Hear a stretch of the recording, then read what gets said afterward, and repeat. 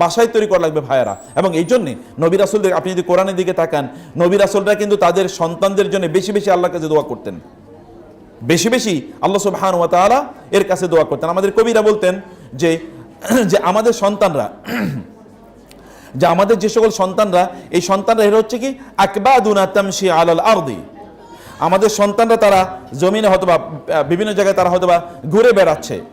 এমনকি যখন ইজা হাব্বাত আলাইহিমুর রিহু, যদি তাদের উপর একটু বাতাস বয়ে যায়, তখন লান তানাত আইনি মিনাল গামাদি, তখন আমার চোখ পর্যন্ত আর মানে চোখে ঘুম আসে না। আমি দেখি আমার বাচ্চাটা কি করে, প্রতি মুহূর্তে তাকে নিয়ে আমি টেনশন থাকি।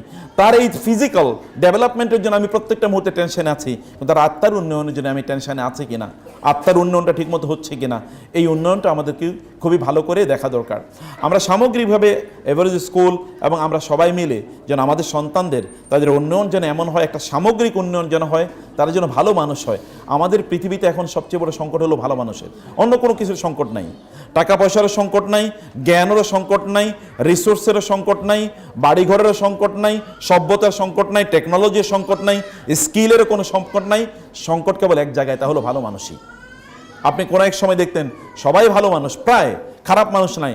এখন দেখবেন ভালো মানুষকে পাওয়ার জন্য আপনাকে দূরবীন দিয়ে খুঁজতে হবে। রাসূল সাল্লাল্লাহু আলাইহি ওয়াসাল্লাম বলেছেন কিয়ামতের আগে এমন একটা সময় আসবে যখন বলবে ওই গ্রামে একজন আমানতদার লোক আছে, ওই গ্রামে একটা লোক আমানতদার আছে, অথচ লোকেরা তো আমানতদারি হওয়ার কথা ছিল, সব লোকই তো আমানতদার হওয়ার কথা ছিল, অথচ সব লোকই কি তারা খেয়ানতকারী।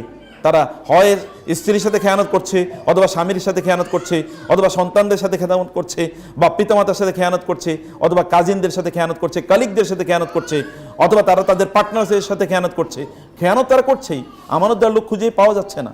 এই আমানতদারিতা ডেভেলপ করা, এটা তো মানুষের কালচার ছিল, বা মানুষের এটা তাদের প্রধান ইনগ্রেডিয়েন্ট ছিল, কিন্তু এটাকে আমরা ভুলে গিয়েছি। আমরা কেবল দুনিয়ার মোহে আটকে গিয়েছি। আমরা যেন আসলে আখিরাত কেন্দ্রিক আমাদের জীবন যাপন করি, এটা আমাদের সন্তানরা আমাদের কাছ থেকে শিখুক। আল্লাহ সুবহানাহু ওয়া তাআলা আমাদের সবাইকে, আমাদের সন্তানদেরকে নিয়ে যেন আমরা এমন একটা দিনী এনভায়রনমেন্ট তৈরি করতে পারি, যে দিনী এনভায়রনমেন্টে আমরা সবাই গ্রো করব, এবং আমরা নিজেরাও ভালো মানুষ হয়ে আমাদের সন্তানরা যেন ভালো মানুষ হতে পারে, এরকম একটা অবস্থা যেন আমরা তৈরি করতে পারি, এবং স্কুলেও যেন আমরা এরকম একটা শিক্ষা তাদেরকে দিতে পারি, দীক্ষা তাদেরকে দিতে পারি। আল্লাহ সুবহানাহুর কাছে আমরা সেই তৌফিক কামনা করি। আল্লাহুম্মা আমিন। কখনো কখনো কিছু কিছু শোনা মানুষের মধ্যে পরিবর্তন তৈরি করে, তাই না?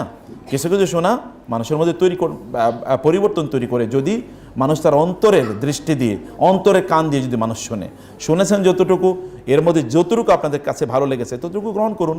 আল্লাহ সুবহানাহু সেই কথাই বলেছেন যে আল্লাযীনা ইসতামিউনাল কাওলা ফায়াত্তাবিউনা আহসানাহু, আল্লাহর কাছে সবচেয়ে প্রিয়